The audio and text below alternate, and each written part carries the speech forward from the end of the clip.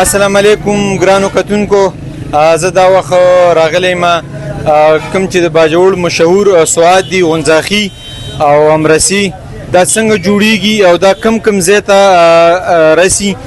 دا خو زمونږ هلته 100 سال په دې ځای وشو اورې او څم په بیکریانو کې کار کړی 15-16 کاله، نو اوس دلته هم 100 کال وشو. موږ دا پاډر تیارو ګوړې والا امرسي سپیشل غونځاخي دا لکه بار ملکونو ته هم لکه مسافر رونې وړي. بهتر خو د سعودي ته ډېر ځای ځي اورې او انګلینډ ته، افغانستان ته، ملیشیا ته، دې ځایونو ته هم تللي دي، قطر پورې، مسکده پورې.